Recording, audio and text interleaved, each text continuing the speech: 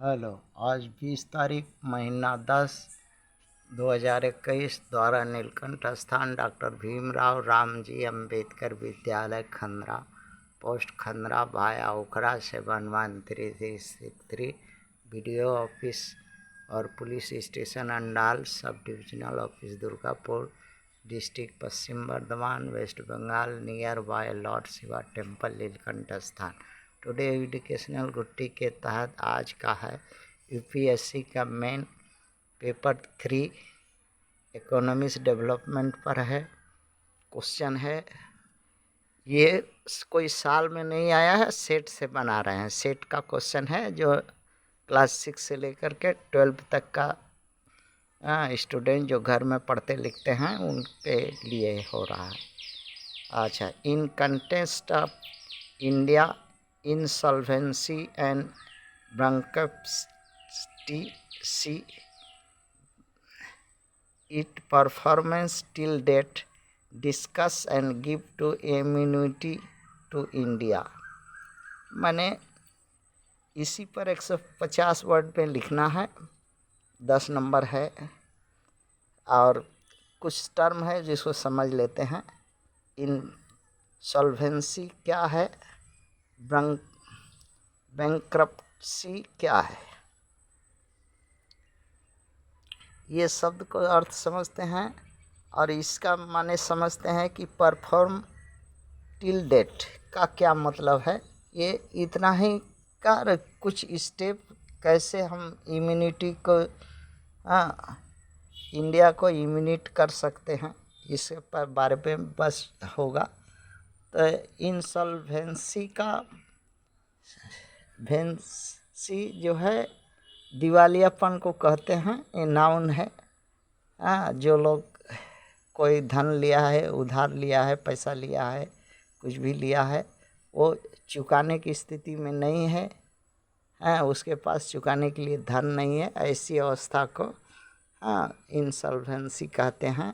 दिवालियापन घोषित अपने को कर लेने को अवस्था को यहाँ दर्शाता है। बैंक्रप्सी का मतलब है, ये भी उसी का शब्द है किंतु इसमें और उसमें एक ही अंतर है। ये बैंक के टर्म में जहाँ से लेंडर और ब्रोवर के संबंध को बताता है, एक ही है। वो इंडिविजुअल यूज हो सकता है, ये इंडिविजुअल नहीं। ये बैंक जहाँ पर फाइनेंशियल इंस्टीट्यूशन है वहाँ पर ये शब्द का यूज हो सकता है।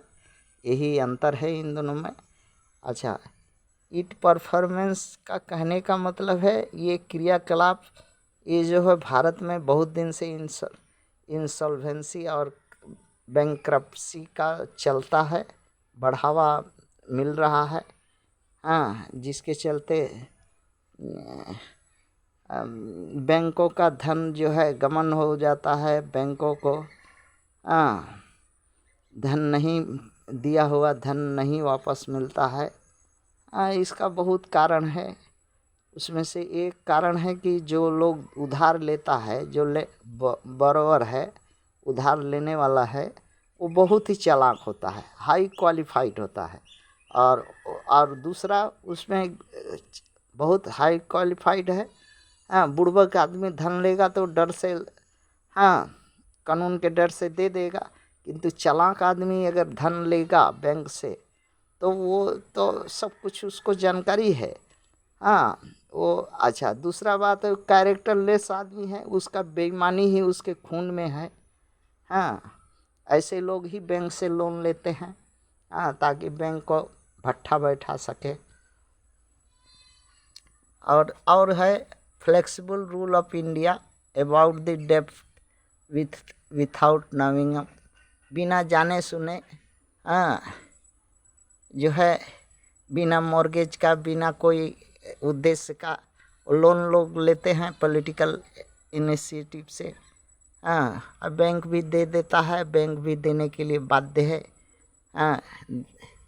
उसमें इन्फ्लुएंस पावर ऊपर से खटाता है वो लोग पॉलिटिकल, जिससे बैंक को कुछ देखने सुनने करने को कुछ नहीं रहता। अच्छा, पॉलिटिकल रिलेशन वो लोग का जो है बहुत अच्छा होता है।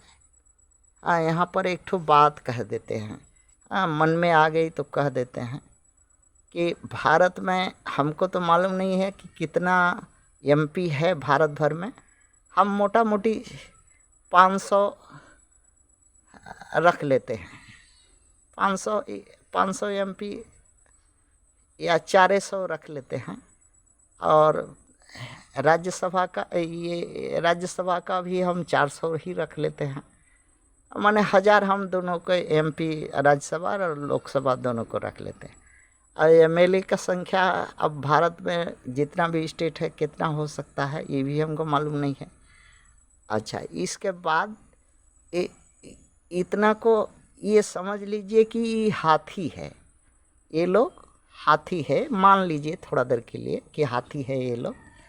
और अब हाथी जो है, अब सोचिएगा कि जनता का टैक्स का पैसा मान लीजिए 1 रुपया है या एक किलो है, हाँ 1 किलो ही है, 1 किलो ही मान लीजिए। तो हाथी जो है एक दिन में 5 किलो या 20 किलो 1 मन खाती है। तो 1 किलो में उसका पेट भरेगा? नहीं भरेगा। अगर 40 मन का जो हाथी खाने वाली है तो वो 1 किलो से जनता का पैसा से कम टैक्स से तो वो लोग का पेट भरेगा नहीं। जनता तो जो जितना टैक्स है वही देती है देश को, तो उससे उन लोग का पेट भरता नहीं। तो हाथी क्या करती है, बिजनेसमैन का दरवाजे पर चली जाती है। तो बिजनेसमैन के दरवाजे पर सूंड उठा करके पाँव पाँव करती है। बिजनेसमैन खुश होता है हाथी देख करके, कि हाथी हमारे दरवाजे आइए। तो क्या करता है, गुड़ आलू व आटा कुछ मिला करके उसको हाथी को देता है। हाथी बहुत प्रेम से खाती है। इसके बाद आशीर्वाद देती है। और इसके बाद उसका बिजनेसमैन का कुछ ऐसा भी लोग है, तब हाथी को बोलता है कि थोड़ा अपना थान में से दूध दो ना थोड़ा। तो हाथी सूंड उठा करके बोलते जब खिलाता है तो ठीक है, थान में से दूध निकाल लो। निकाल लेता है। तो ऐसे ही ये लोग है, जनता का गाड़ी है, ये लोग का पेट भरता नहीं।